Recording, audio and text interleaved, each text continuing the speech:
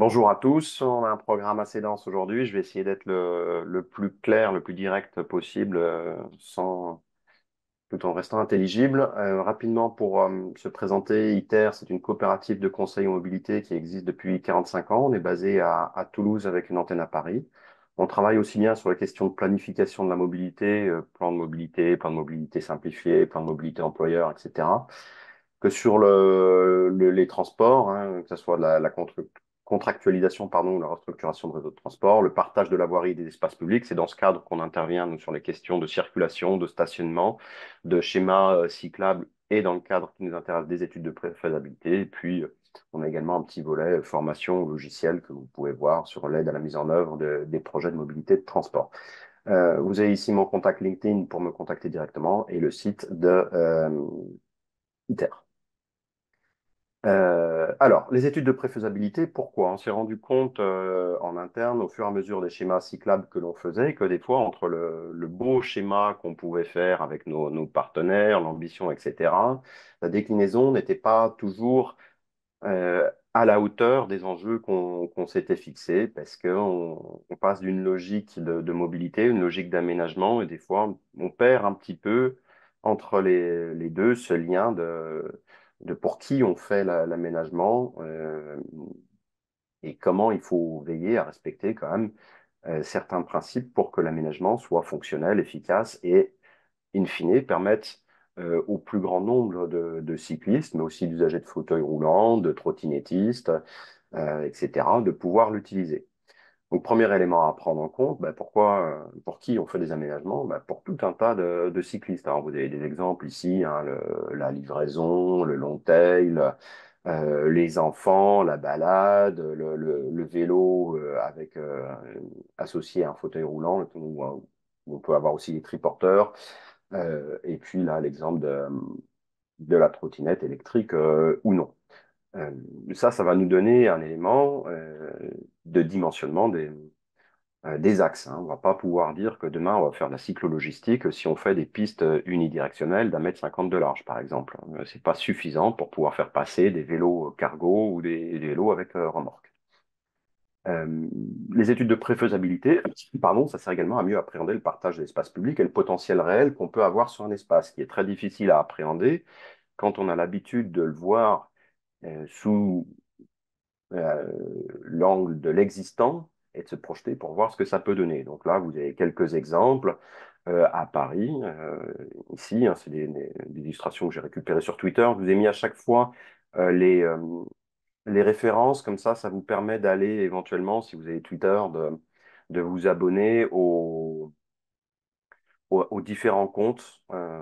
Il y a encore des choses intéressantes sur Twitter. Donc voilà, avant, après, et puis le potentiel, combien de personnes on a. Là, on est aux Pays-Bas. À gauche, le nombre de personnes dans les voitures, et puis à droite, le nombre de cyclistes. On voit bien qu'à gabarit égal, on va chercher beaucoup plus de personnes, et donc en termes de capacité de déplacement, juste d'un point de vue rationnel, le vélo va vous permettre de faire quand même pas mal de choses. Là, vous avez un exemple des capacités de transport pour une heure de déplacement sur une voie de 3,5 mètres de large. C'est fait par un organisme qui s'appelle TUMI, qui est un organisme basé aux États-Unis. On considère que pour une voiture, on va déplacer 1500 à 2000 personnes en une heure et qu'en vélo, on va en déplacer 12 000. Donc là, il y a une question aussi d'efficacité du mode de déplacement. Je passe rapidement. Ça sert aussi, les études de préfaisabilité, peut-être à éviter ceci. Des aménagements qui, pareil, qu'on trouve sur Twitter, donc avec des mises en cause euh, des communes, voire directement des élus, qui des fois peuvent aller assez loin. Et ça, on est sur des exemples assez récents, hein. Donc là, la piste cyclable conseillée avec le muret au milieu. Bon, là, c'est très bien d'avoir pensé au bypass vélo, mais il aurait fallu éviter de mettre le poteau au milieu. Bon, là, la bande cyclable avec l'arrêt de bus, ce qu'on voit très mal, là, c'est qu'il y a un retour, une paroi en verre, hein. Euh, pour ceux qui peuvent zoomer, on peut voir ici qu'il y a une toute petite bande là, d'éveil et de vigilance sur la paroi, mais quand même pas très grosse. Bon, là, ça a été inauguré l'été dernier ou l'été précédent de mémoire à Lorient. Donc l'axe cyclable, c'est le zigzag ici, là. Voilà. Bon, on a aussi la traditionnelle bande cyclable dans le caniveau de 20 centimètres de large. Faire des études de préfaisabilité, mais c'est aussi se poser la question, des fois, de se dire, on a fait un schéma cyclable, on a identifié 10, 20, 30, 40, 50 kilomètres d'axe cyclable ou plus à faire. Et puis des fois, quand on arrive pardon, sur vraiment le dessin précis de l'aménagement, on se rend compte que peut-être il va falloir changer son fusil d'épaule, ne pas forcément passer sur cet axe, parce que ce qu'on avait imaginé dans un premier temps ne fonctionne pas, ou à partage de l'espace public égal en tout cas. Bon, quelques exemples là aussi que vous pourrez retrouver en ligne. On parle beaucoup des voies lyonnaises quand même depuis quelques années. Donc, on est sur cette logique de déclinaison d'un schéma. Donc, pour rappel, les voies lyonnaises, c'est le nom du réseau express vélo de Lyon. Bon, ben, on a fait le schéma à l'échelle de la ville, voire plus. Et puis derrière, comment on le travaille dans un premier temps? Eh bien, on va le travailler sur le plan de circulation. On y reviendra un peu, mais c'est un levier d'action qui est extrêmement intéressant, qui permet de libérer de l'espace public, de reconfigurer le profil en travers de la voirie et au final de faire des aménagements cyclables a priori à faible coût. Bon, comment ça se décline? Une fois qu'on a travaillé sur le plan de circulation, ben voilà, justement, il y a ces études de préfaisabilité où on va regarder est-ce que ça fonctionne, la connexion à la voie verte, où est-ce qu'on élargit, là on supprime du stationnement, etc., avec un découpage en séquence. Alors ça, c'est absolument pas du travail qu'on a fait à ITER, mais on voit là, à peu près la même logique qu'on va vous présenter plus tard, des coupes, de la préfiguration d'aménagement, qu'est-ce que ça veut dire derrière en termes de plan de circulation, de gestion du stationnement, etc. Et puis, in fine, ben, par quoi ça se traduit à Lyon? Voilà, c'est d'aménagement. Vous avez quelques photos ici, donc qui sont quand même allées très vite entre l'étape de la planification, de la réflexion sur le plan de circulation, de la mise en œuvre de l'étude de faisabilité, ensuite de l'aménagement de l'infrastructure. Et on voit ici, pour ceux qui connaissent la région lyonnaise, on est dans la montée de Caluire, donc qui est quand même assez raide. On voit que l'aménagement, au départ, il est un peu sommaire. C'est juste un coup de peinture avec des balises qui viennent sécuriser avec de gros guillemets l'usage vélo. Et on voit que ça fonctionne. On voit ceux qui sont à assistance électrique ou qui sont sportifs. Et puis on voit ceux qui ont les gros vélos un peu lourds ou qui sont un peu moins sportifs et puis qui marchent. Et ça fonctionne. Tout de suite, on voit qu'on a de l'usage. Bon, on avait un petit sondage à faire, je crois, à ce moment-là, Clara, si je me souviens Oui, bien ce qu'on s'était dit. c'est ça. Je vais Euh, lancer le sondage. et je vais peut-être continuer pendant que vous y répondez, si c'est possible. L'idée, c'est de savoir, où vous en êtes dans votre réflexion sur la mise en œuvre des aménagements cyclables. Est-ce que vous avez pas de stratégie? Est-ce que vous avez un document de planification, mais vous n'êtes pas encore passé dans la mise en œuvre? Ou est-ce que vous avez déjà attaqué la mise en œuvre? Hop, on reviendra peut-être sur le résultat du sondage. Vous les annoncerez en direct, Clara? Oui, vous les voyez pas là? Alors, je vois le sondage, mais je vois pas les résultats. Ok. Eh ben, j'y mets fin là dans quelques secondes et puis ça devrait apparaître. Super. Alors, on est sur un processus qui est quand même un peu long.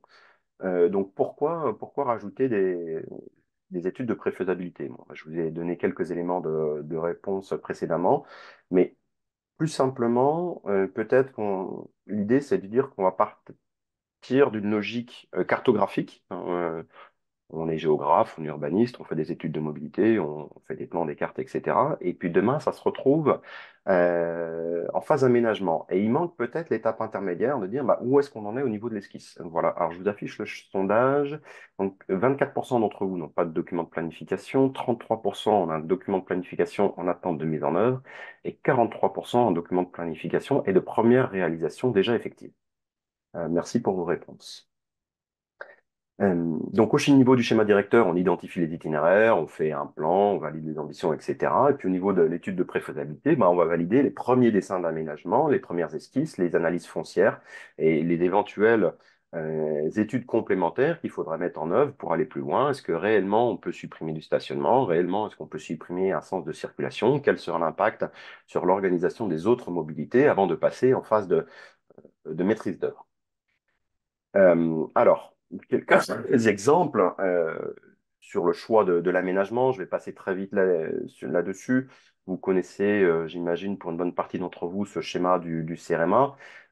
Comment est-ce qu'on choisit un aménagement cyclable? C'est un abac entre la vitesse réellement pratiquée et le nombre de véhicules euh, particuliers, deux sens confondus. Et le CMA a également ajouté un débit cycliste souhaité pour lequel il est quand même un peu difficile de se positionner. On sait ce qu'on a aujourd'hui. En général, on a peu, hein. On est, selon les territoires, autour de 2, 3, 4% en général de part modale vélo. Mais qu'est-ce que ça veut dire demain? Est-ce qu'on double? Est-ce qu'on triple en fonction de la qualité de l'infra, du réseau? Bon.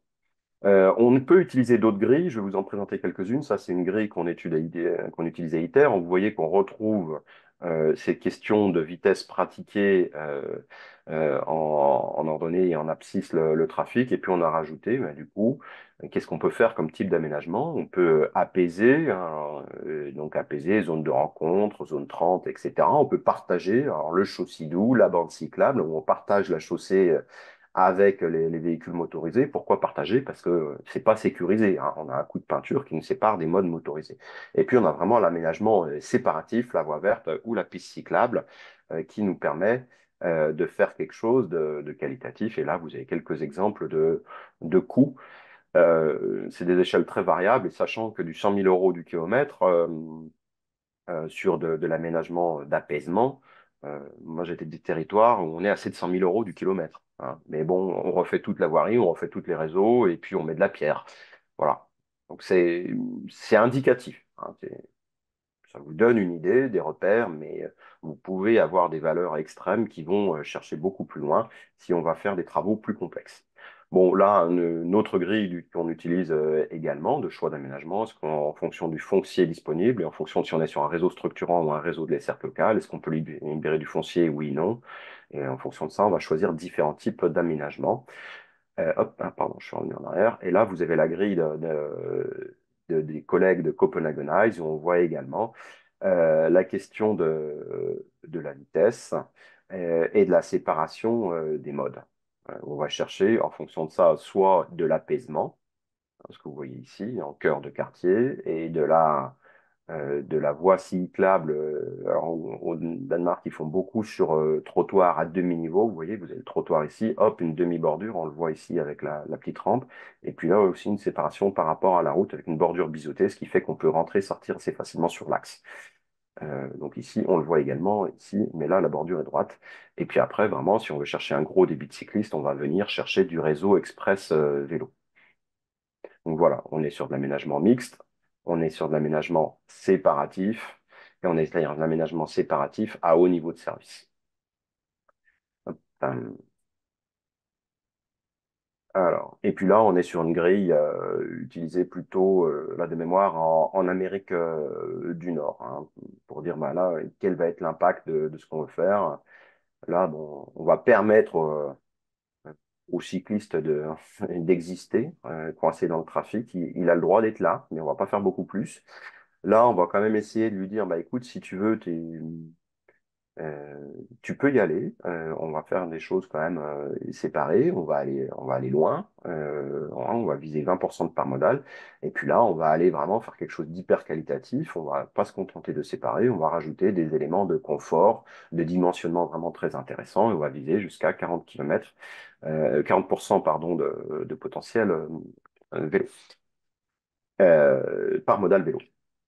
Bon, les leviers d'action mobilisables, euh, on va vraiment regarder en étude de préfaisabilité. Euh, vous les connaissez, hein, mais ça fait pas de mal de les reprendre. Mais déjà, la première chose, c'est le foncier existant. Donc là, c'est des études qu'on a menées à ITER, hein, toutes les illustrations que vous allez voir. Donc là, on est sur le territoire de la Cavisse, dans la forêt de Sénart.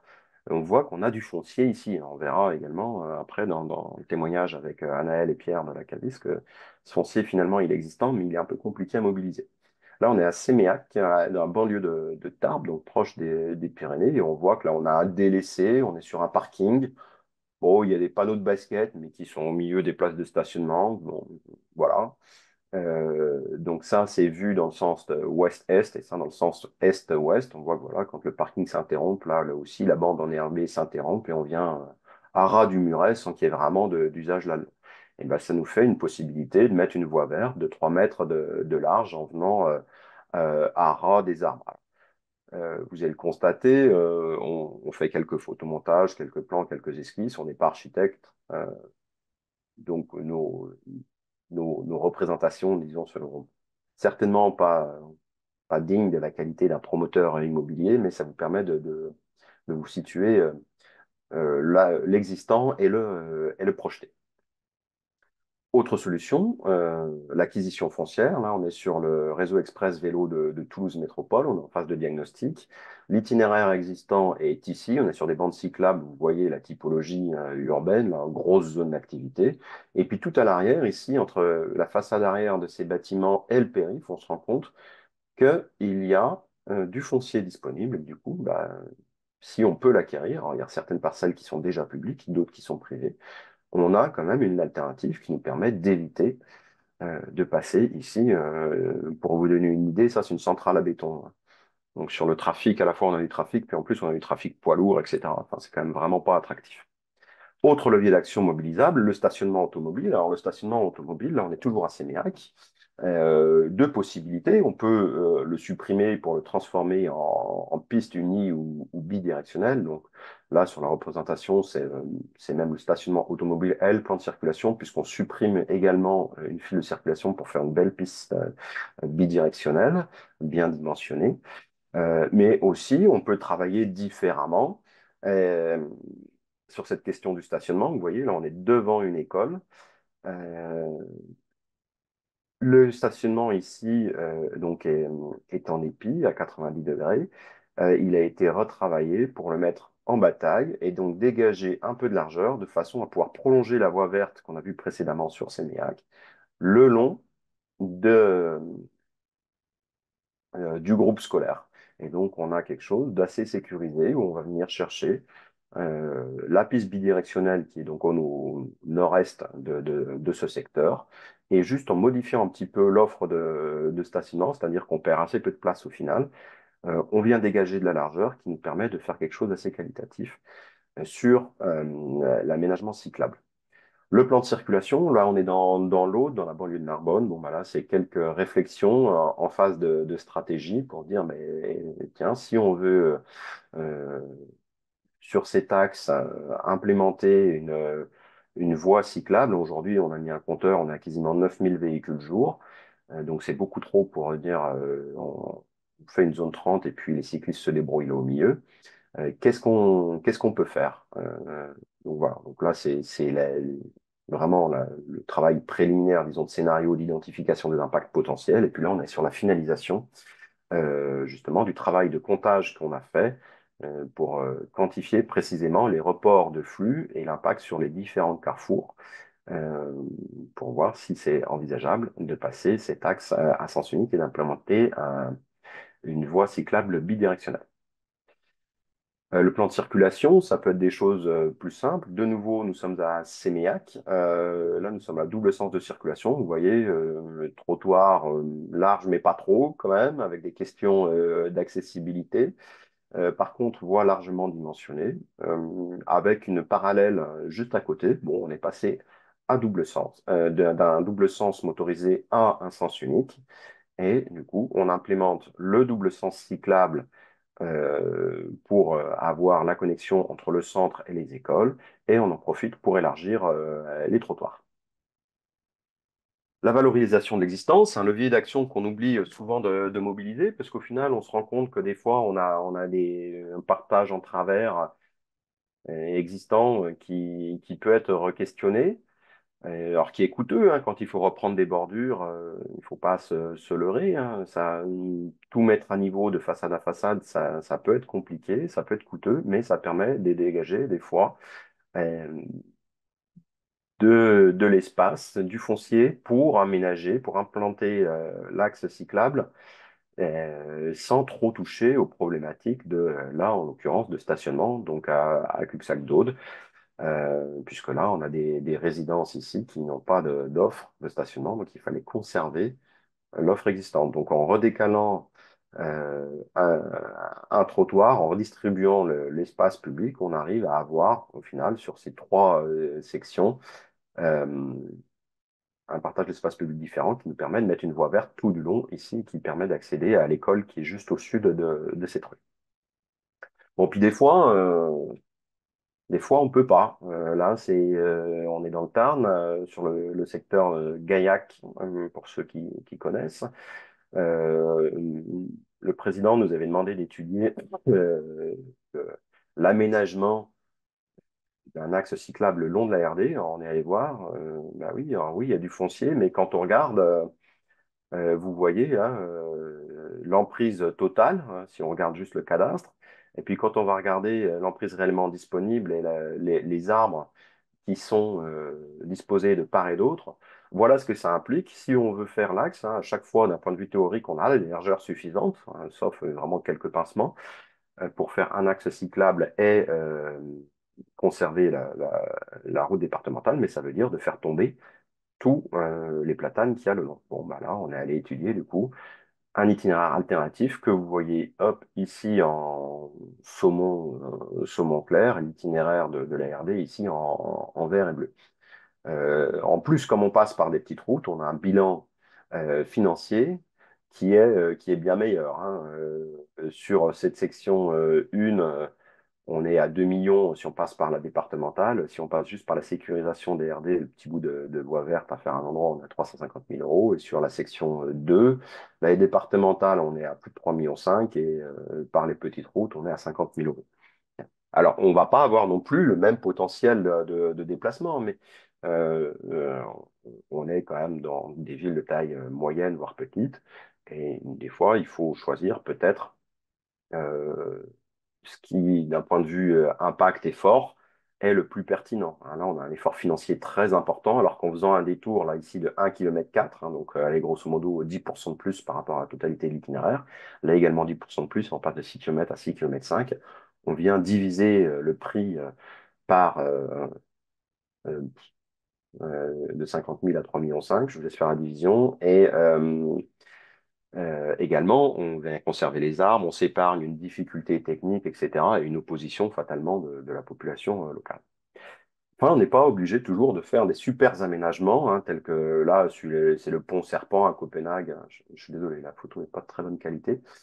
Euh, qui est un pont quand même un peu emblématique, hein. Il y a quelques aménagements cyclables comme ça qu'on retrouve assez régulièrement. Ah, c'est très bien, mais des fois, on peut peut-être faire des choses beaucoup plus simples. Là, on est à Pontac, pas très loin de Lourdes, pour vous situer, une commune de 3 4 000 habitants. Il y a un pont qui est un peu étroit. Au moment de le refaire, on s'est dit, bah, qu'est-ce qu'on fait? On peut pas avoir deux fils de circulation, un trottoir et une voie cyclable. Bon, bah, on a juste mis une bordure au milieu et puis un sens prioritaire pour les véhicules et ça nous assure la continuité sur un franchissement d'une rivière. Alors encore une fois, hein, on n'est pas sur le même niveau de qualité d'infrastructure, mais on n'est pas non plus sur le même potentiel ni sur le même coût. L'important, dans un premier temps, étant d'assurer la continuité. Bon, voilà un petit schéma pour récapituler, qui a été fait par Corentin sur une de nos études. En fonction de l'emprise viaire existante, ben, qu'est-ce qu'on peut faire? Si on a une emprise suffisante pour un aménagement dédié, ben, on va vérifier les trafics et puis on va faire un aménagement sécurisé. Et puis si on est sur des emprises limitées, ben, si on n'a pas de marge de manœuvre, donc, on va vérifier si on peut faire quelque chose soit de type partagé, apaisé, zone 30, etc. Soit on va chercher un itinéraire alternatif, soit on va regarder si on peut supprimer du stationnement ou si on peut faire évoluer le plan de circulation. Et puis enfin, si on n'a pas d'emprise, oui, je l'ai déjà dit, pardon, on va chercher ou l'aménagement partagé, apaisé, ou on va chercher l'itinéraire alternatif. Hop, pardon, je suis allé un peu Est-ce vite. que, Oui, est-ce que pardon. vous souhaitez que je lance le deuxième sondage, Benoît? Oui, oui, Oui, parfait, merci Clara. pas de souci. Je le laisse une minute à peu près et je vous partage les résultats après. Voilà. Donc l'idée sur ce second sondage, c'est de savoir quelles sont les principales difficultés que vous rencontrez pour la mise en œuvre des infrastructures cyclables. Est-ce que vous avez des questions de dialogue avec les partenaires, les communes, les partenaires techniques, les financeurs? Est-ce que vous avez des arbitrages défavorables dès qu'il s'agit de re-questionner le partage de l'espace public ou son profil en travers? Est-ce que vous avez des emprises, des itinéraires identifiés au plan vélo, au schéma cyclable, qui ne sont en fait pas suffisamment dimensionnés une fois qu'on va regarder dans le détail, ou est-ce que vous avez de la difficulté, soit en interne, soit en cherchant un partenaire, à trouver ben, du coup des personnes capables de concevoir un élément, un aménagement, une infrastructure cyclable qualitative qui réponde aux besoins et au potentiel de développement d'usage du vélo que vous vous êtes fixé dans votre schéma cyclable. Et puis, si les différents points qu'on a cités ici ne permettent pas de répondre, vous cliquez juste sur Autre et vous mettez vos commentaires dans le chat. Hop. Alors, les freins à lever. Alors, bah, parfait, on a les réponses. Alors, je les partage. Le dialogue avec les partenaires, 11% d'entre vous. Les arbitrages défavorables, 60%, 59% d'entre vous. Les emprises identifiées au schéma vélo ne sont pas suffisantes, 16% d'entre vous. La difficulté à trouver, à concevoir des infrastructures qualitatives neutres, 9% d'entre vous. Autres, 5% d'entre vous. Bon, on prendra peut-être quelques exemples de autres dans le chat lors de temps des questions-réponses. Alors, les freins à lever, justement, il n'y a pas de foncier disponible. Alors, moi, j'ai toujours du mal avec cette affirmation parce que c'est pas le foncier qui a pas. Et on le voit ici très bien sur ces deux exemples. On voit que sur une voirie de 5,50 m de large, on s'est quand même débrouillé pour conserver deux sens de circulation et deux files de stationnement. Là, on est sur le territoire de la Calice. Donc, on voit bien que c'est une question de choix. Et c'est une question non pas de foncier, mais d'affectation d'une fonction au foncier. Là, on a privilégié la fonction stationnement au détriment du déplacement piéton et la fonction circulation motorisée. Là, on voit bien que aussi, on a fait, alors là, on a quand même préservé l'espace pour les piétons, hein, mais on a grosso modo 10 mètres de large, deux fils de circulation, deux fils de stationnement. Donc, on voit bien qu'à un moment, c'est une question de choix. Dans certains cas, on n'a pas le choix. Il est nécessaire, parce qu'on est sur un axe structurant, de conserver du trafic automobile, parce qu'on est sur un tissu ancien bâti avec peu de stationnement automobile, pas de garage, etc. Typiquement, tous les cœurs de bourg un peu anciens. Euh, il faut donc avoir du stationnement sur l'espace public, mais on n'est pas toujours dans son configuration-là. Donc, tout ceci se questionne. Et la question, mais, du coup, c'est quelle fonction on veut attribuer au foncier. Et ça, c'est vraiment une question politique. Derrière, d'un point de vue technique, on peut peut-être questionner certains axiomes, certaines façons de voir, euh, qui sont peut-être un peu datés.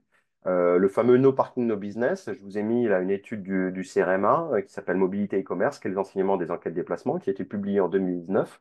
Donc, dans les grandes agglomérations donc de plus de 100 000 habitants, quand on habite une commune-centre, comment est-ce qu'on va faire ses achats?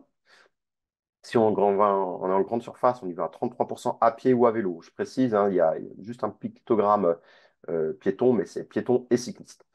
Et quand on va sur les petits commerces de proximité, c'est 64%. Quand on est dans les communes de périphérie de ces grandes agglomérations, alors là, la part modale vélo-piéton chute hein, au détriment de celle de la voiture qui est à 84%. Par contre, on est à 40% sur l'accès des petits moyens commerces, à pied ou à vélo. Et quand on est dans les villes moyennes, donc de 10 à 100 000 habitants, euh, pour les grandes surfaces, sur la commune centre, 16% s'y rendre à pied, et sur les petits moyens commerces, 46% pour les gens qui résident dans les communes centres, et pour ceux qui résident dans la périphérie, on est quand même à 39% qui se rendent à pied ou à vélo dans les petits commerces. Donc tout ça, c'est des chiffres que je vous donne qui sont nécessaires pour re-questionner peut-être des discours qu'on entend toujours, on va tuer le commerce, etc. Bah oui, mais quand on regarde les chiffres, etc., bah on se rend compte que même dans les villes moyennes, même dans les périphéries des villes moyennes, pour accéder aux petits, aux moyens commerces, la part modale piéton-cycle est assez importante. Hein. Euh, Bon, on peut aussi travailler sur le plan de circulation. Là, vous avez où vont faire leur commerce les habitants des grandes agglomérations. À 84%, ils vont rester dans la commune centre, à 14%, ils vont dans la périphérie. À l'inverse, pour la périphérie, à 83%, ils vont rester bah, dans le secteur périphérique où ils vont aller en commune centre. Et dans les villes moyennes, on retrouve à peu près la même part pour les communes centres et un peu moins pour la périphérie où on va un peu plus dans la commune centre. Euh, voilà. Et puis, j'avais zappé une slide, il me semblait bien. Il y a une enquête à Cahors, toujours faite par le CRMA. Cahors, donc 20 000 habitants, hein, donc, typiquement les communes de taille petite ou moyenne. 70% des sondés habitent la ville de Cahors. Quand ils vont faire leurs achats un jour hors marché, ils ne sont que 36% à prendre la voiture. Quand on demande aux commerçants d'estimer la part modale des piétons et cyclistes qui viennent en moyenne, hors résident de Cahors, tout chaland sur le territoire, euh, visiter leur commerce, ils estiment qu'il y a 23% de piétons ou de cyclistes, alors que dans la réalité, l'enquête montre qu'il y en a 56%, plus du double. Et quand on demande quelles sont les priorités et préconisations pour les chalands des commerces, l'aménagement des rues et places piétonnes arrive en priorité numéro un pour les usagers, alors qu'elle arrive seulement en quatrième position pour les commerçants. Enfin, euh, alors, ça ne s'enchaîne pas. Voilà. Bon, là, j'en ai parlé rapidement. Petite blague hein, sur la formulation, nos circulations motorisées, nos life. Bah non, on voit bien qu'on reste quand même pour faire ses achats quand même à proximité de son lieu de résidence. Donc, modifier le plan de circulation, c'est modifier les habitudes établies, mais c'est modifier des habitudes pour améliorer le cadre de vie des habitants, et c'est pas pour tuer le commerce, pour faire fuir les familles, etc.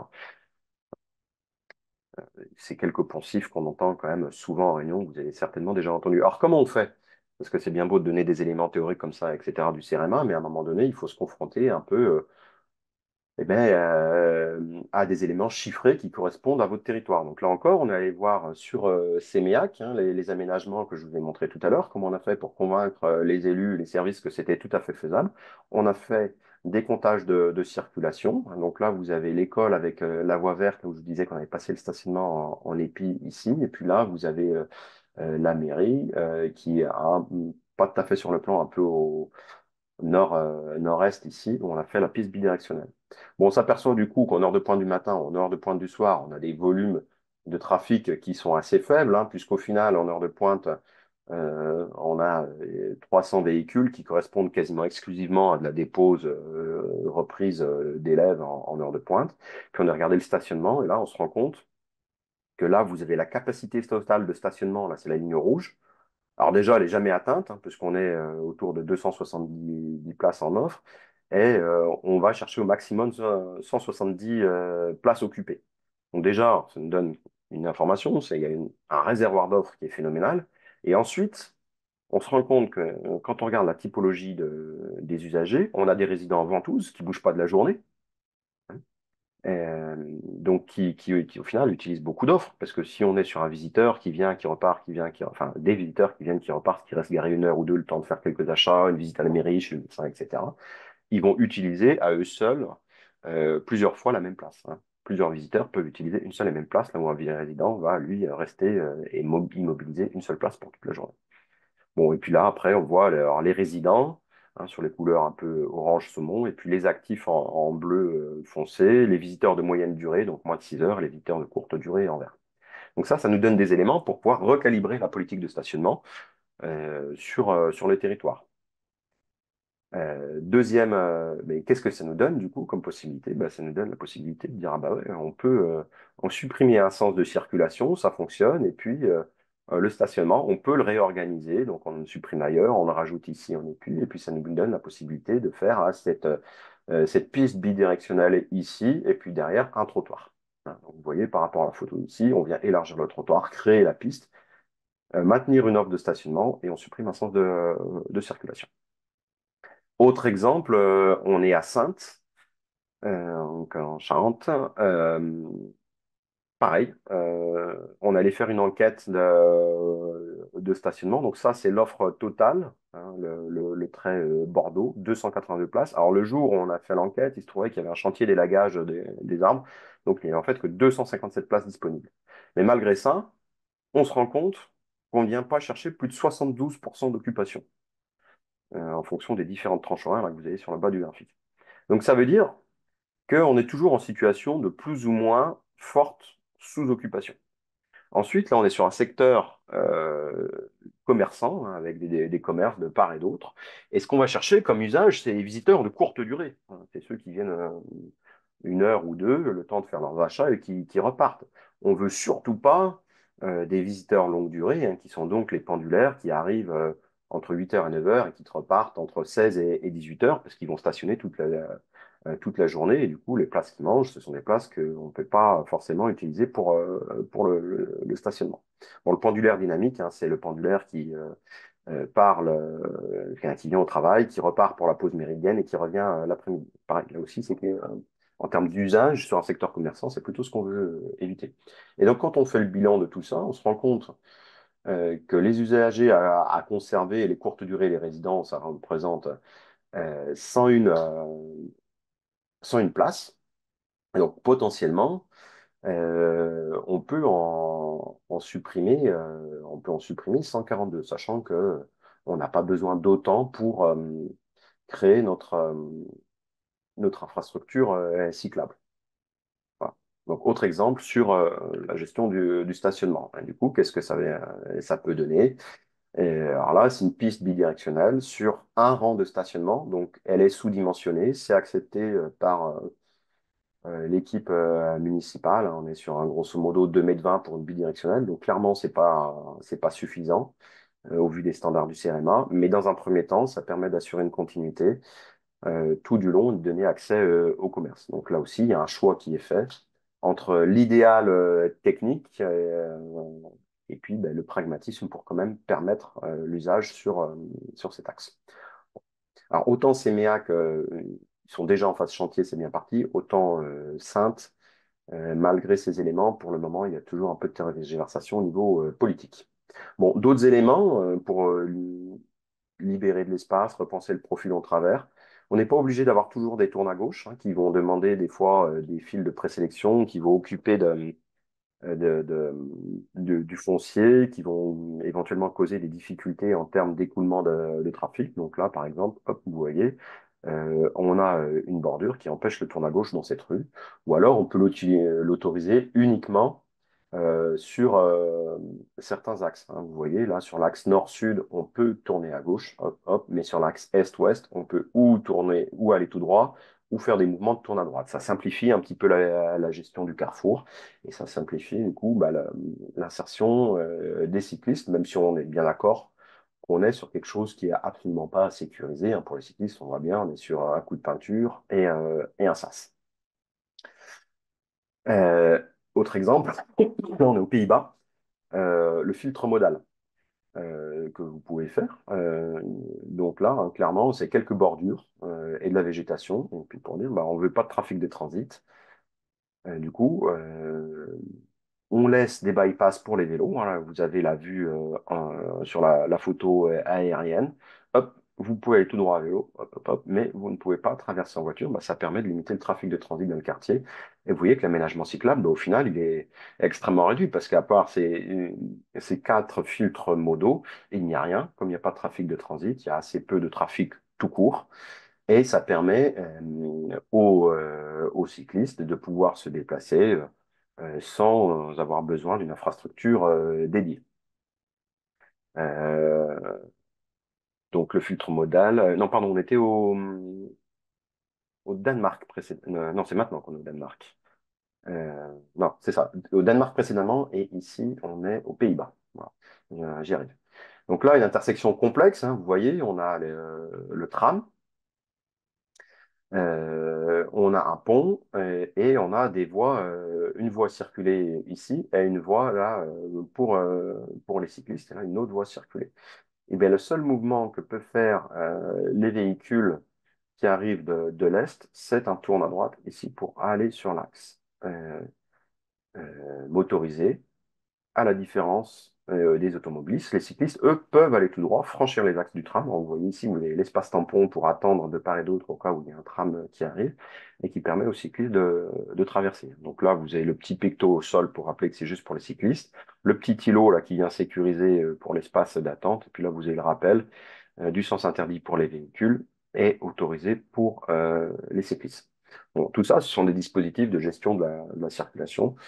Euh, qu'il faut implanter dans une logique de réflexion globale sur le plan de circulation. On ne peut pas non plus s'amuser comme ça, à aller semer au petit bonheur la chance. Euh, je vois qu'il y a pas mal de remarques dans le chat ou de questions. Je ne sais pas si on fait une première salve de questions-réponses. Alors oui, on peut faire une première salve de questions-réponses. Alors j'ai déjà répondu à un certain nombre, hein, bien sûr. On en a gardé quelques-unes. Alors il y avait la question notamment qui était très intéressante et j'ai déjà donné des éléments de réponse, qui était la différence un peu entre l'étude de faisabilité qui est lancée avant la maîtrise d'œuvre et la pré-faisabilité qu'on vous présente aujourd'hui. Donc peut-être si tu veux détailler un peu plus, Benoît, cet élément-là. Mais la préfaisabilité que nous on va faire, ça va vraiment être des éléments qui vont vous orienter sur, et vous conforter sur le choix de l'aménagement, sur le choix de l'itinéraire. C'est bien par là qu'il faut passer, c'est bien comme ça qu'il faut aménager.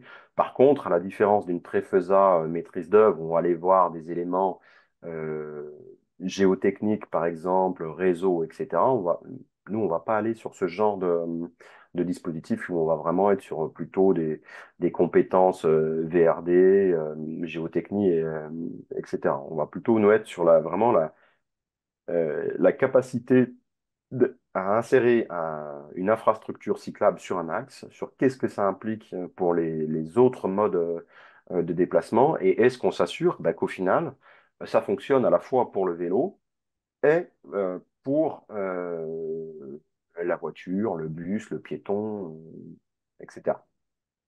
Et Voilà. du coup, ce qui fait le lien avec une deuxième question qui a été directement posée dans le chat, pardon, qui était le lien un peu avec le schéma directeur de mobilité active, donc qui est un document qui intervient un peu plus en amont des études de préfaisabilité qu'on vous décrit aujourd'hui, mais son lien avec les études de plan de circulation. Est-ce que les deux peuvent être menés conjointement? Est-ce qu'il faut en faire un avant, l'autre après?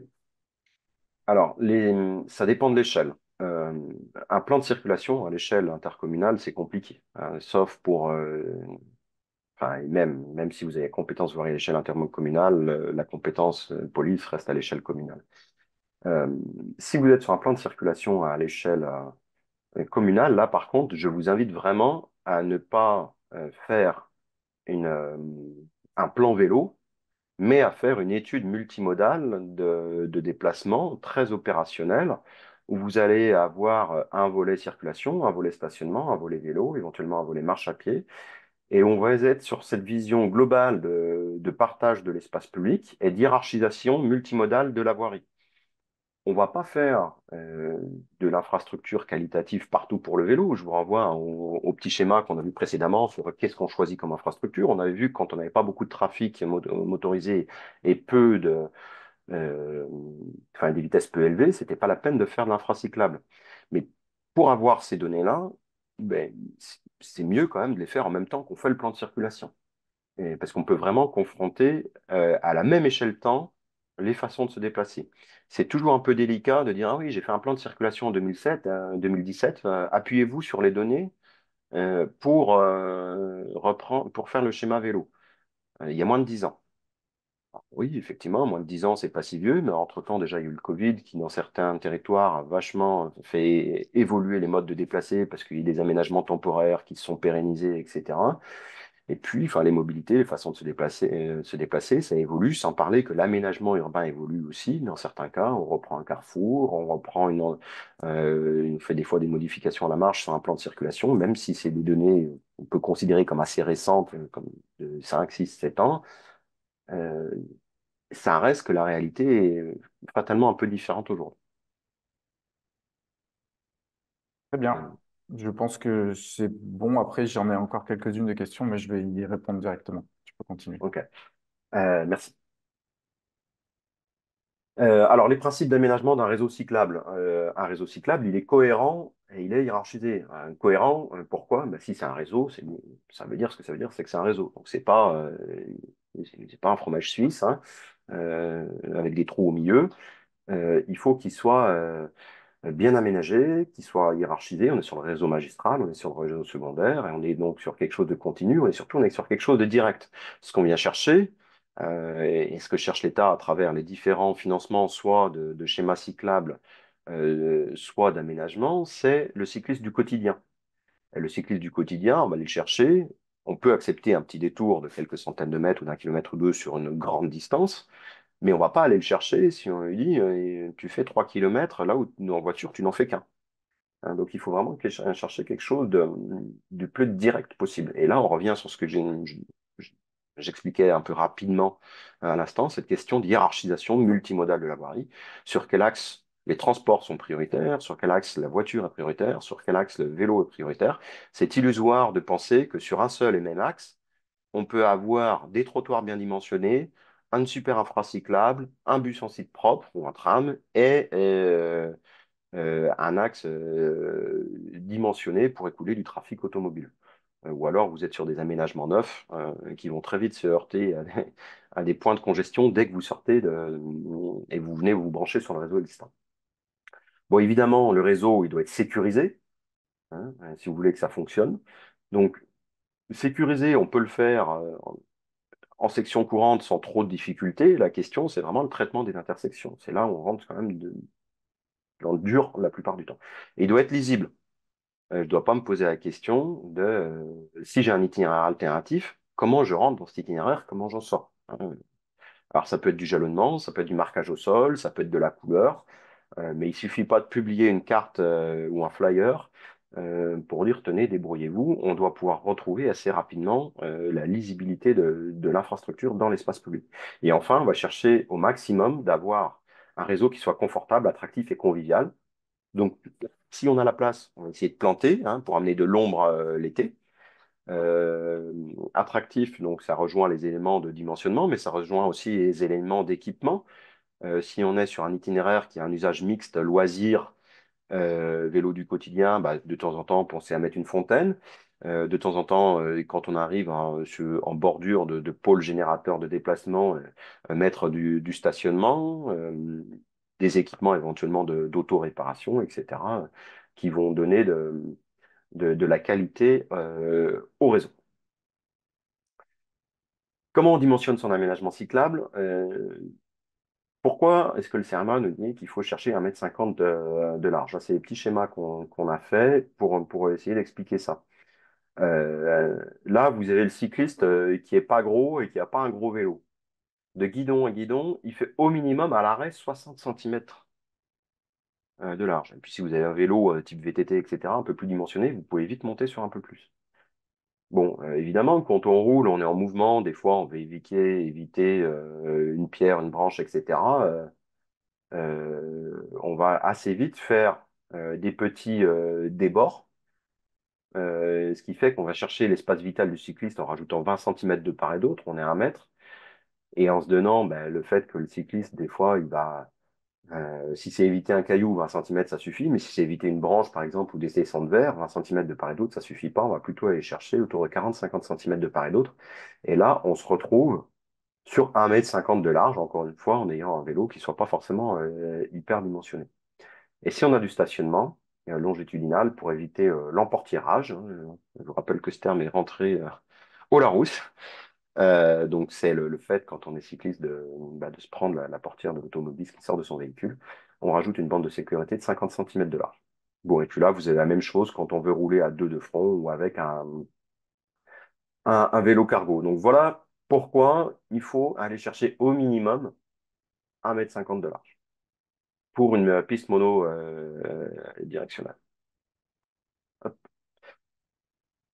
Du coup, qu'est-ce que ça donne quand on essaye de réfléchir, implanter tout ça? Alors là, je vais vous montrer quelques exemples, je vais aller passer assez vite. Là, on est à La Riche, dans la banlieue de Tours. Ça, c'est le partage de l'espace public existant. Bon, implanter l'axe cyclable, voilà ce que ça donne. Hop, on supprime un sens de circulation. On reprend le giratoire ici. Et on a notre piste bidirectionnelle côté nord de la chaussée. Là, on est de nouveau sur Saintes. Qu'est-ce que ça donne, notre aménagement cyclable? Donc, la situation existante et la situation projetée. Donc, vous voyez tout à l'heure ce que je vous disais quand on a fait l'enquête stationnement, ça nous a montré qu'on pouvait supprimer du stationnement. Donc, on remplace le stationnement par une piste bidirectionnelle et derrière, comment on gère l'accès aux bandes cyclables existantes en sortie de l'axe et en accès au giratoire. Là, on est dans la banlieue enfin, on est, la banlieue, on est en limite de Pamiers, en Ariège. On est sur une zone industrielle. Donc là, vous voyez, c'est un travail qu'on a fait avec Corentin, le découpage en séquences. Je crois avec Corentin, c'est lui surtout qui a bossé dessus, en toute franchise. Euh, et on a donc des séquences qui font environ 500 mètres chacune. On va faire un zoom sur les propositions sur la séquence 1. Et vous voyez que ce qu'on fait, c'est pas forcément extraordinaire d'un point de vue CEREMA, parce qu'on est sur une voie verte, par exemple, ici, de 2,50 m de large, alors qu'on va chercher des équipements sportifs, euh, un collège, etc. Bon, c'est le choix qui a été fait avec les élus, avec Corentin, on a discuté de savoir s'il fallait vous le montrer. Euh, bon, moi j'ai décidé que oui, pour deux choses. Déjà, ça vous montre différents types de dessins. Vous voyez qu'on n'est pas toujours sur le même degré de précision en fonction de la révision du cahier des charges et de l'attente de la collectivité. Et puis de dire, bah oui, on peut faire une étude de préfaisabilité en disant, ouais, on va faire bien, on va répondre à l'appel à projet, hein, parce que quand on a quelque chose de quand même d'aussi précis que ça nous permet de solliciter l'État, la région via soit des dispositifs DETR, des SIL ou appel à projet. Et là, typiquement, c'est un projet qui n'a pas été retenu. Parce que justement, il y a eu des choix qui ont été faits, on a un peu ménagé la chèvre et le chou, et on se retrouve sur quelque chose, au final, qui n'est pas suffisamment gabarité pour répondre aux attentes. Alors que notre première préconisation avec Corentin, c'était dire au lieu de passer par ici, derrière, on a une voie qui dessert les accès résidentiels où il y a très peu de monde. Donc, plutôt que passer par ici, pourquoi ne pas faire juste une zone 30 avec un aménagement un peu réduit aux intersections sur l'axe alternatif. Alors, c'est moins sexy, mais ça pourrait fonctionner. Et donc, du coup, les élus ont souhaité quand même malgré tout aménager ici. Et voilà, on voit que ça n'a pas forcément fonctionné. On vous a mis un autre exemple qui est dans la Tour du Crieu, dans la même communauté d'agglomération. Donc, vous voyez le même type de représentation graphique avec les parcelles cadastrales en rouge. Et là, où on est allé sur quelque chose d'un peu plus ambitieux, vous voyez, à 3 mètres, la voie verte à 3 mètres de large, avec un séparateur en herbe d'1 mètre de large. Et là, même, donc le commanditaire était la communauté de communes hein, pour les deux études, donc de la Tour du Crieu et de l'avenue de la Rijole. Et celui-ci, bien gabarité, etc., a été retenu lors de l'appel à projet du Fonds Mobilité Active et donc est financé. Et vous voyez que par endroit, on arrive aussi à préserver hein, quelques poches de stationnement. Hop. Alors, on arrive peut-être on va peut-être prendre quelques questions s'il y en a avant de faire la partie retour d'expérience avec Anaël et Pierre sur la Cavis, s'il y en a de nouvelles, Corentin. J'ai répondu à celle que enfin, qu'on a pu échanger tout à l'heure. Non, je pense que tu peux enchaîner. Ok, ok, parfait. Euh, alors, je vais te donner la parole à Anaël Gaulier, qui est chef de projet études prospectives et mobilité à la communauté d'agglo Valdière-Val-de-Seine. Oui, merci Benoît. Donc, bonjour à toutes et tous. Alors, peut-être que je peux commencer par présenter un peu le contexte quand même du territoire. Sur la communauté d'agglo Valdière-Val-de-Seine, on est sur 9 communes qui se trouvent limitrophes en fait de la métropole du Grand Paris. Donc, on est dans un contexte en fait un peu de grande couronne, mais très proche quand même, et on est aussi très densément urbanisé. Avec en même temps, sur toute la partie sud du territoire, vous le verrez peut-être sur les cartes, la présence de la forêt de Sénart, donc totalement sanctuarisée, sur une grande superficie du territoire. Et la Seine, donc, qui longe le territoire à l'ouest et à l'est, plutôt la rivière de Lierre, qui crée en fait un encaissement et donc une vallée avec des coteaux sur un certain nombre de communes. Voilà, je vois effectivement la souris de Benoît qui montre tout le long de la rivière, forcément, et donc un coteau assez important en termes de relief. Un territoire très résidentiel avec une prépondérance de l'habitat individuel, peu d'activités économiques, en fait, voilà, liées à l'histoire du territoire et à une implantation de grands parcs d'activités économiques qui s'est fait sur d'autres agglos, en fait, plutôt enfin, voilà, autour de notre territoire à nous. Et en termes de contexte politique, de gouvernance, au moment où alors il y a eu toujours une volonté politique très forte, très importante de la part des maires du territoire de développer le vélo, puisque le credo, voilà, c'était de développer l'excellence environnementale, de valoriser vraiment cette image d'un territoire vert en lien avec ses aménités environnementales.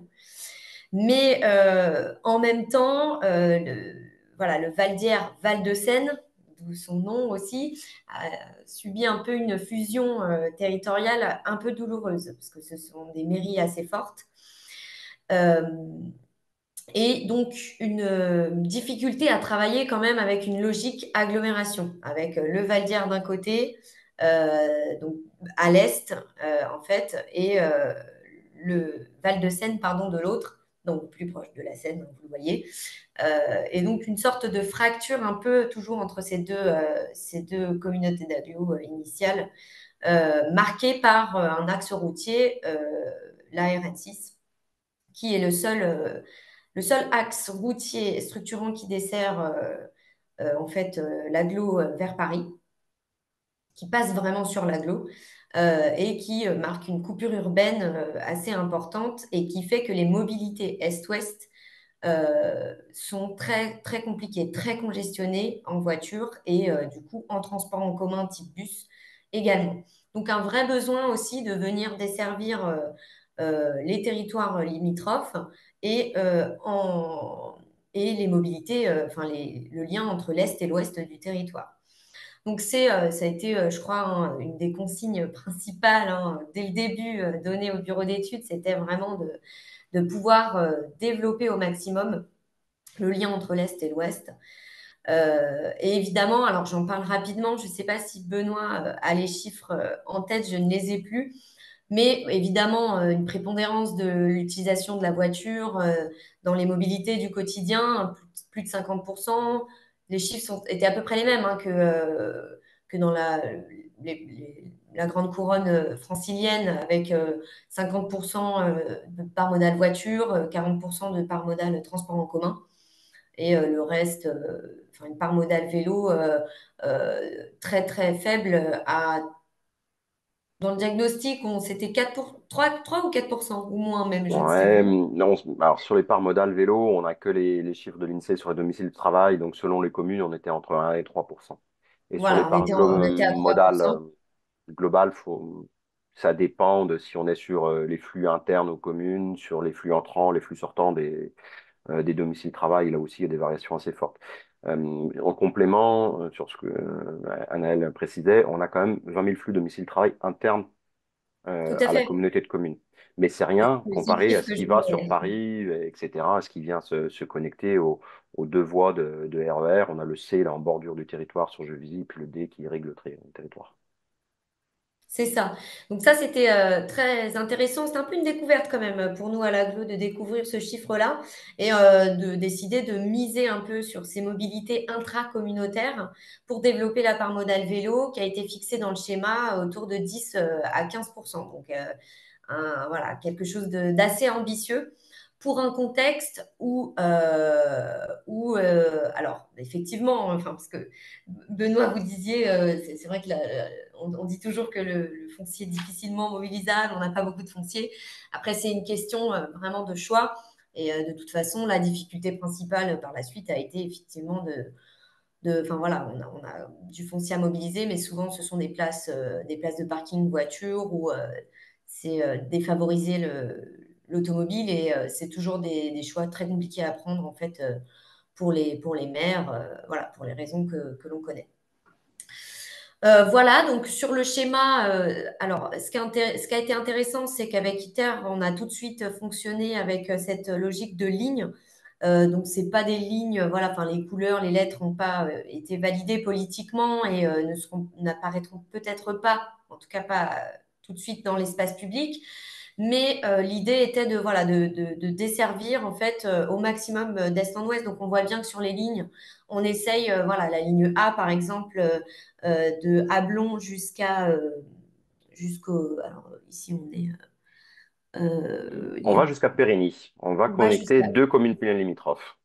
jusqu'à Périgny, et puis des lignes aussi qui passent dans la forêt de Sénart, pour toujours essayer voilà, de pallier à- à ces soucis de mobilité est-ouest. Donc voilà, donc avec les inconvénients, les avantages que ça comprend, hein, de passer en forêt. Donc à la fois, c'est un cadre très agréable. La plupart du temps, on passe sur des routes qui sont déjà artificialisées. Enfin, ce sont les routes forestières en réalité. Et en même temps, voilà, c'est un des trajets qui peuvent être compliqués à faire la nuit, voilà, en hiver, etc. On peut pas forcément tout le monde ne peut pas forcément se déplacer en pleine forêt, hein, dès qu'il fait nuit, etc. Euh, alors, je sais pas si alors, parce que sur les études de préfaisabilité, je pense que là, tout le monde a peut-être compris à peu près la méthodo et l'intérêt de réaliser ces études préfaisables. Euh, Nous, donc, une fois que le schéma a été arrêté, alors, ce que j'ai pas précisé, c'est que on a fait un travail quand même très en amont avec les élus, avec les maires, ce qui fait que la plupart des lignes que vous avez vues ont été un peu déterminées en phase 2, donc en phase de préconisation avec les maires. C'est-à-dire que on s'est adapté aussi aux voiries, là où les maires étaient le plus enclins à faire passer les aménagements, pour que justement, il n'y ait pas de blocage en phase de programmation et au moment où on propose voilà, les aménagements. Donc ça n'a pas vraiment posé problème, ce qui fait qu'on a pu valider assez facilement le schéma et sa programmation. Néanmoins, nous, on a fait, enfin voilà, vis-à-vis d'ITER, on était toujours en demande en fait de compléments, parce que la maîtrise d'ouvrage et la compétence voirie, ben, ce sont les communes. Et face à cette difficulté, on s'est dit, mais comment on va pouvoir pallier à la continuité des itinéraires, en fait? Comment on va pouvoir voilà, travailler des itinéraires en continuité face en plus à des communes qui sont qui sont assez inégales en fait face aux aménagements cyclables. Certaines en disposent déjà, évidemment, ça c'est partout pareil, mais ce que je veux dire, c'est qu'il y a des communes très pauvres pour lesquelles ce n'était pas du tout des priorités, les aménagements cyclables, et ils avaient par exemple des réflexions de voirie. Donc l'idée, c'était de comment on pouvait les aider pour travailler la continuité des itinéraires. Donc effectivement, il y a eu la charte des aménagements qui permet en fait d'avoir un référentiel sur tous les aménagements cyclables pour les communes. Donc, dès qu'elles vont en fait réfectionner une voirie, elles ont les bonnes pratiques, la bonne exécution à mettre en œuvre dans cette charte. Et le fonds de concours, effectivement, qui a été un choix aussi de l'agglomération pour financer en partie les aménagements cyclables. Donc, le fonds de concours, pour vous le dire rapidement, euh, c'est un financement de l'agglo à 50% du reste à charge de la commune après subvention. Donc, typiquement, une commune qui va demander euh, voilà, un aménagement cyclable qui coûte 500 000 euros va demander la subvention de la région, dans la plupart des cas, qui subventionne aussi, je crois, à hauteur de 50%. Voilà. Et, et ensuite, de cette assiette restante, l'agglo finance, puisque en fait, juridiquement, dans le cadre du fonds de concours, une agglo ne peut pas financer plus que ça, plus que le reste à charge de la commune, en fait. Donc ça, c'est un moyen qu'on a trouvé qui est assez intéressant. J'en dis peut-être pas plus, je laisserai peut-être Pierre préciser en fait sur les projets d'aménagement qui ont fait l'objet d'une demande de fonds de concours assez récemment, donc sur fin 2023, sur l'agglomération. Et peut-être juste préciser, alors peut-être que Benoît précisera sur la méthodologie, mais en tout cas, ce qu'on a fait, c'est donc une fois que le schéma a été validé, on a fait face à la difficulté de se retrouver avec un schéma, effectivement, qui était très bien, des communes qui étaient peut-être volontaires, mais comment travailler dans la continuité. Et même en organisant des comités techniques de manière assez régulière avec les communes, on s'est dit que pour les assister au maximum et pour les aider jusqu'à la mise en œuvre. Les études de préfaisabilité que ITER nous a proposées étaient effectivement les bienvenues. Donc, on a commencé par les faire l'année dernière sur 2 itinéraires. Voilà, donc voyez la ligne en rouge foncé de Draveil à Hyères et puis de Hyères jusqu'au sud à Boussy-Saint-Antoine, qui représentaient. Alors, on a choisi ces lignes-là, hein, puisque c'était celles qui avaient le plus de linéaires en piste cyclable existants, donc en piste cyclable séparative existante. Même si elles ont besoin de peut-être d'être un petit peu améliorées, mais au moins elles ont le mérite d'exister. Et puis évidemment, le même sujet de la desserte Est-Ouest que j'évoque depuis le début. Ça a permis en fait de rythmer les échanges avec les communes, avec du contenu aussi, et bien évidemment de donner par tronçon les points durs qui étaient identifiés.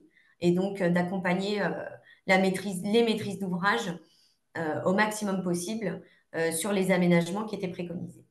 Alors, ce qu'on s'est aussi rendu compte, bon, quand même, c'est que ça a permis, en fait, voilà, aux services techniques services techniques communaux d'avoir un certain nombre de scénarios d'aménagement très précis proposés par tronçon. Ça n'a pas empêché, malheureusement, par endroit, les communes d'arbitrer toujours dans le même sens et de refuser parce que bien souvent, pour aller vers du séparatif, vers des aménagements séparatifs et qualitatifs au maximum possible, il fallait supprimer du stationnement de voitures. Voilà, donc ça n'a pas forcément permis de travailler, en tout cas sur ces itinéraires-là, sur ces premiers, d'avoir des arbitrages dans le sens qu'on l'espérait parfois. Par contre, ça a permis en fait d'avoir en fait cette référence sur la continuité. Et au fur et à mesure des échanges, alors le travail est loin d'être terminé, hein, mais des échanges, d'identifier quels tronçons vont pouvoir être aménagés, à quel horizon par les communes qui sont concernées par ces itinéraires intercommunaux.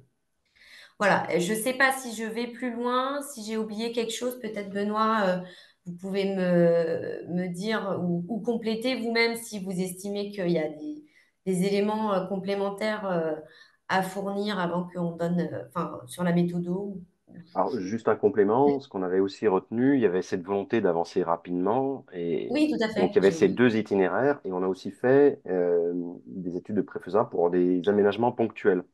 Oui, C'est-à-dire qu'on avait identifié, c'est tout ce que vous voyez là en orange saumonné là sur la carte.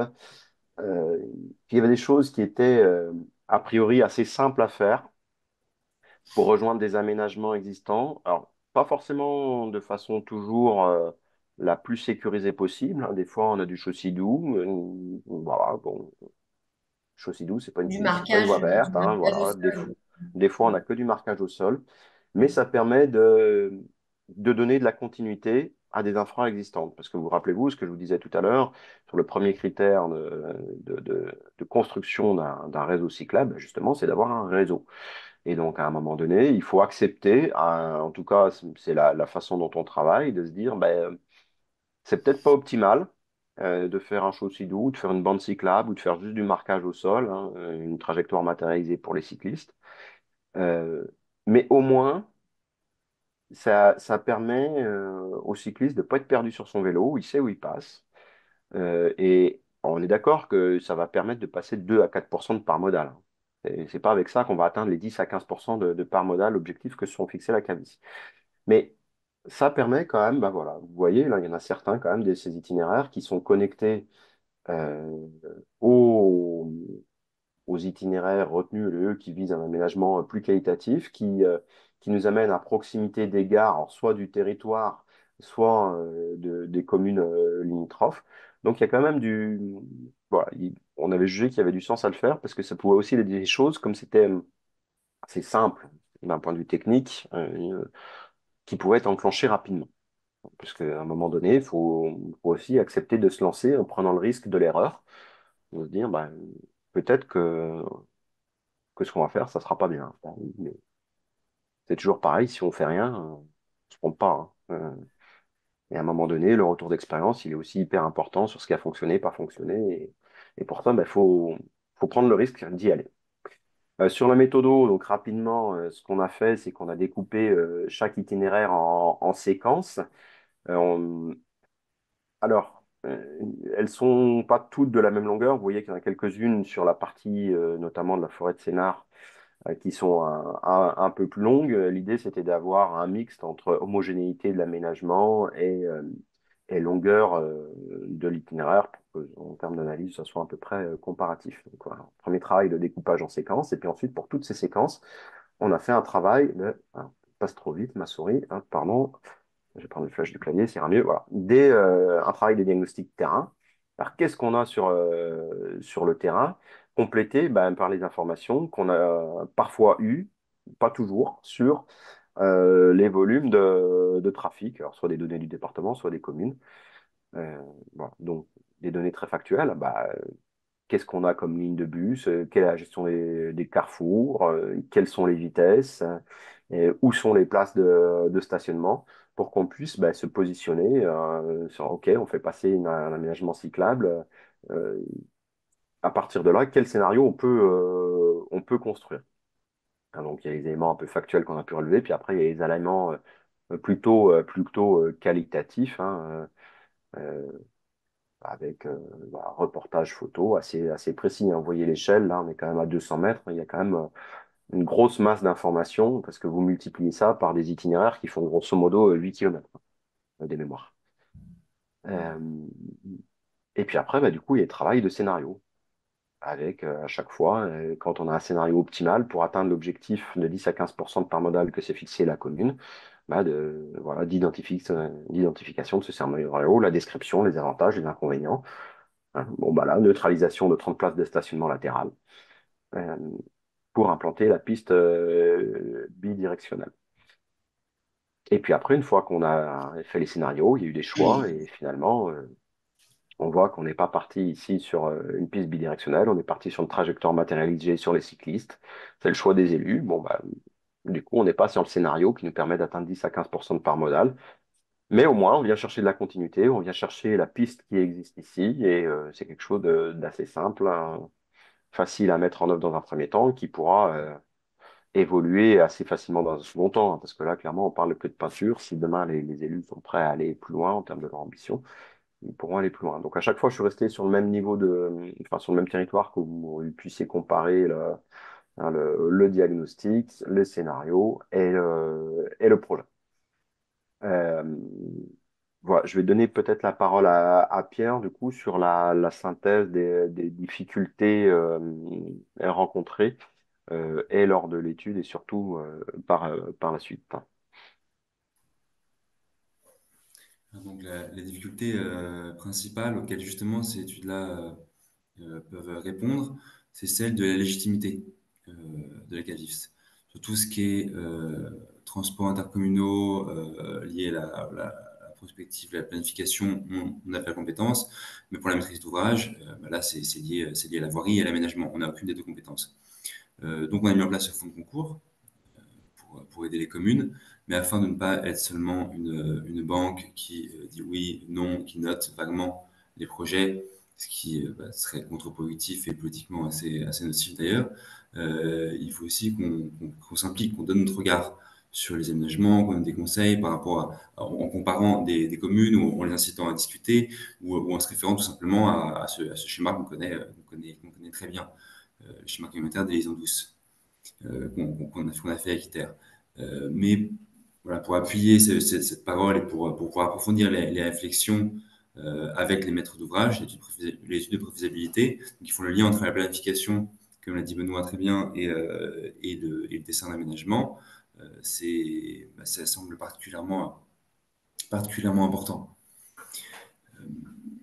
On a actuellement, par exemple, on aura peut-être besoin de refaire une autre étude de préfaisabilité, par exemple, sur la route de Quincy, qui a été montrée, un tel tronçon forestier dans l'itinéraire qui a été voilà, entre Brunoy et Quincy, qui a été montré à l'écran. Euh, Là, c'est assez compliqué parce qu'on est en forêt de protection, donc on a vraiment un enjeu foncier qui vient pas donner qu'une seule solution, comme par exemple dans une petite rue pavillonnaire où on sait très bien qu'on ne peut pas enlever le stationnement parce que sinon dans les jardins il n'y aura plus de place, ils ont tous deux voitures. Où finalement il y a pas beaucoup de solutions, il faut juste bien placer les pictos, bien placer la signalétique.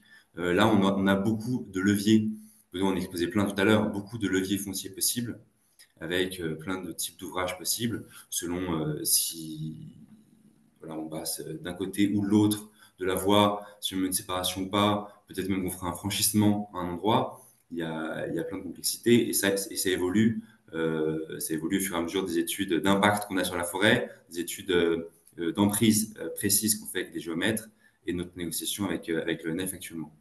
Donc pour des Et questions sachant que peut-être juste là-dessus, Pierre, si je peux me permettre de compléter, l'étude de préfaisabilité, elle a permis, alors elle nous a un peu embêtés, mais elle a permis de mettre le doigt sur un enjeu qui avait absolument pas été levé au moment du schéma communautaire, c'est-à-dire Oui, comme au moment de l'élaboration du schéma cyclable, l'ONF était très favorable aux liaisons dans la forêt, dans les bordures de la forêt. On disait même, mais nous, si vous voulez bitumer un axe cyclable, à partir du moment où oui. vous le payez, on est d'accord. Exactement. Ah Et non, oui, on serait déjà, peut-être que l'aménagement serait déjà en cours si, s'il n'y avait pas eu ce problème de voilà, servitude de forêt de protection voilà, qui recomplexifie à nouveau voilà, quelque chose qui avait déjà été clarifié de façon optimale. c'est ça. Mais Et c'est le fait d'aller plus loin dans l'étude, justement, sur la exactement. réflexion quel type d'aménagement on implémente, et là, de rentrer un peu dans le dur et pas juste dans une réunion un peu technique, un peu, voilà, à l'échelle du schéma, des 112 km d'itinéraire. Et finalement, l'ONF a de regarder un peu plus près les périmètres et se dire, mais finalement, on avait dit que vous pouvez faire ce que vous voulez, pour faire simple, et en fait, vous pouvez rien faire. oui, Donc, et ça rejoint le sondage aussi qui avait été fait précédemment, où vous disiez, pour une partie d'entre vous, bah, que la complexité du jeu d'acteurs, là, clairement, on était en plein dedans, quoi.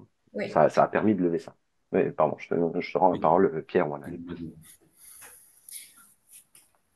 Et, et donc, un autre exemple où on aurait aimé avoir une étude de préfaisabilité, même si le projet est quand même plutôt cohérent, et il n'a pas eu parce que elles ne sont pas encore toutes mises en œuvre et parce que c'est un projet qui ne fait pas partie de notre itinéraire structurant. Donc, on a fait des priorités.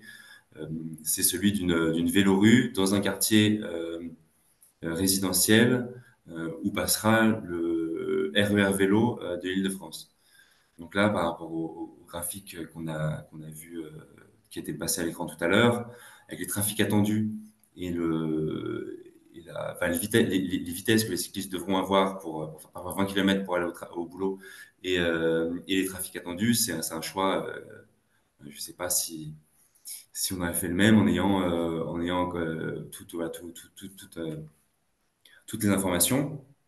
Mais c'est un choix assez fort et assez structurant qui se tranche pas forcément dès le plan, mais qui doit avoir été arrêté, bien sûr, bien avant toute réflexion, même financière, sur les coûts de ces aménagements structurants.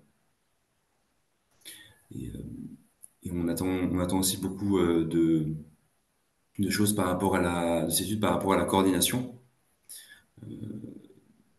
notamment avec les plans de voirie pour pouvoir réinterroger en fait en permanence, mais à la marge, réajuster notre plan pour que ce plan soit quelque chose d'évolutif.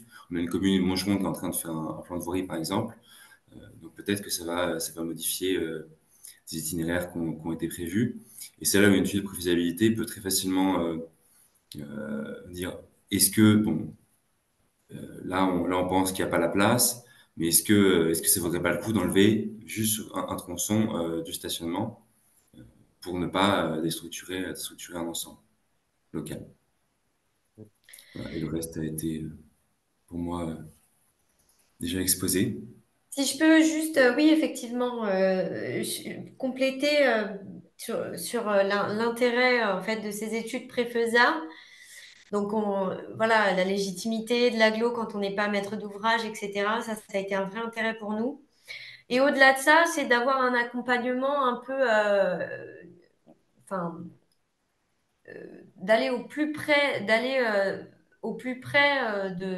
l'aménagement, de la réalisation de l'aménagement avec les communes et surtout au regard des demandes de financement. C'est-à-dire qu'en fait, avec l'étude Préfesa, donc qui est financée par l'AGLO et qui est fournie clé en main aux communes, hein, c'est ça qui se passe en fait concrètement. La commune a une partie de son dossier pour la demande de financement auprès de la région qui est prêt, qui est déjà fait. Parce que ces éléments qui sont précisés dans l'étude Préfesa, alors il n'y a pas que ça, il n'y a pas que l'étude Préfesa qui permet d'obtenir le financement quand même, mais ça fait en grande partie du projet. Donc il faut justifier par un schéma cyclable. Je crois que parfois, Benoît me le dira peut-être, ça peut suffire. Mais l'idée, c'est qu'après, dans la demande, nous, on le demande du coup dans le fonds de concours, c'est-à-dire voilà, préciser en fait avec un dessin, avec un chiffrage au plus précis ce que vont comporter les aménagements.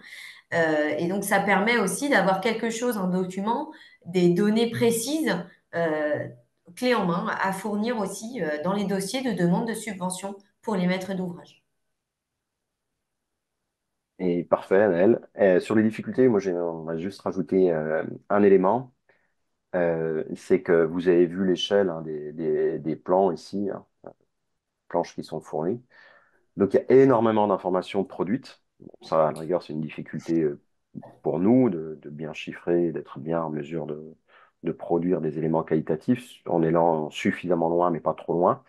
Parce que derrière, la masse d'informations transmises justement aux communes, euh, c'est complexe.